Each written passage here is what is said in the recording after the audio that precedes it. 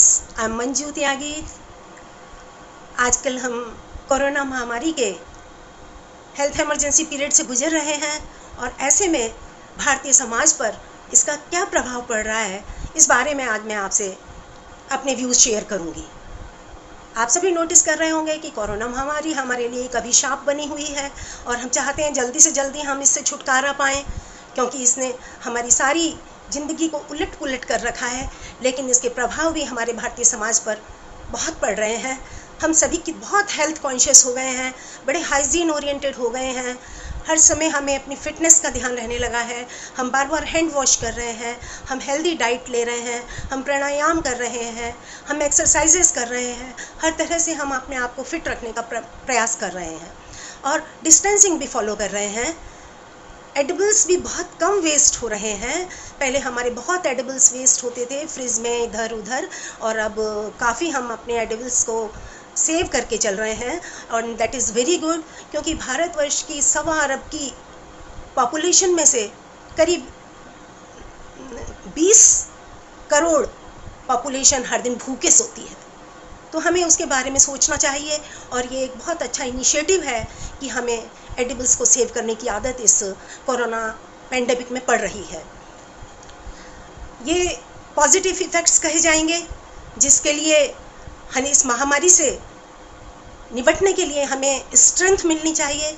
हम इसी तरह से सोशल डिस्टेंसिंग फॉलो करते रहें। गैदरिंग्स बड़ी नहीं हो रही हैं, मैरिजेस में भी आप सुन रहे हैं केवल 50-50 की गैदरिंग्स में मैरिजेस हो रही हैं। That's a wonderful change. बहुत अच्छा हो यदि ये हमारे सोशल सिस्टम का पार्ट बन जाएं और इसी तरह से ये सब चलता रहे। हमारी इंफ्रास्ट्रक्चर बहुत मजबूत हो रही है, सबको हमारा ऑनलाइन काम करना आ रहा है, zoom meetings, call, video calls, और ये सब में everyone is becoming very expert.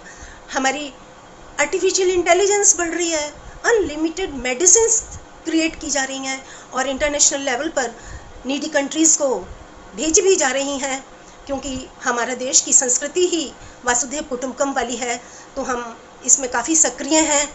Robot का भी यूज़ हो रहा है बहुत जगह और आने वाले समय में मुझे लगता है कि रोबोट का इस्तेमाल बहुत बढ़ जाएगा।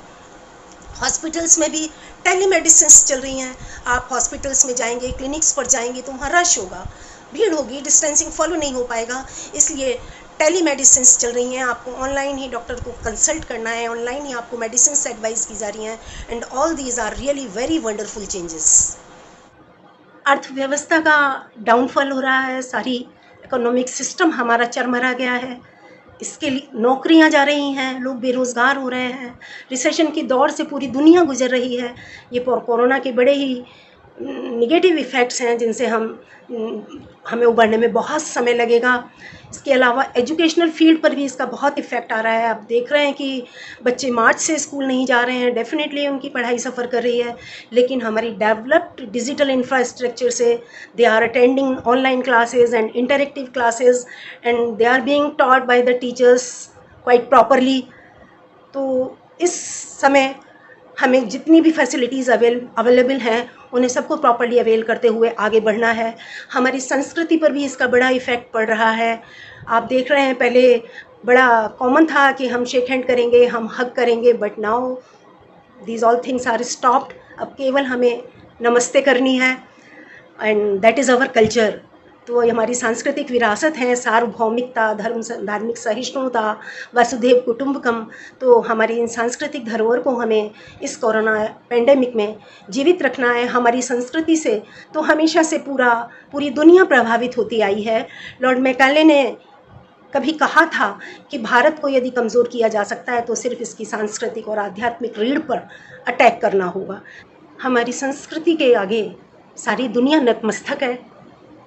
हमें अपनी संस्कृति को इसी तरह से पोषित करना होगा और दुनिया में अपनी पहचान बनाकर रखनी होगी। कोरोना पेंडेमिक में हमारे देश का कद और बढ़ा है, हमारे प्रधानमंत्री जी का कद भी और बढ़ा है, सब कुछ विधिवत चल रहा है। अब इस बेरोजगारी की समस्या से निपट सकें, इस आर्थिक तंगी से निपट सकें, इस रिसेशन से निपट सकें, इसके लिए हमें प्रधानमंत्री जी के द्वारा दी हुई आत्मनिर्भर भारत की योजना पर अमल करना होगा, ताकि वो सब उत्पाद जिनकी की चेन अब डिस्टर्ब हो गई है, चीन जो कि सबसे बड़ा प्रोड्यूसर था डिफरेंट आर्टिकल्स के मैन्युफैक्चर का, सिंथेटिक फाइबर्स का, प्लास्टिक्स का एंड मैनी अदर थिंग्स, वो सारी चेन अब हमारी ख़त्म हो गई है। तो हमें आत्मनिर्भर बनना होगा और हमें सब कुछ खुद ही मैन्युफैक्चर करना होगा ताकि हम इस बेरोज़गारी की समस्या से भी निपट सकें। इस कोरोना महामारी के आपदा के समय पर आइए सब एकजुट होकर के इससे लड़ें और इस पर विजय प्राप्त करें। Thank you so much.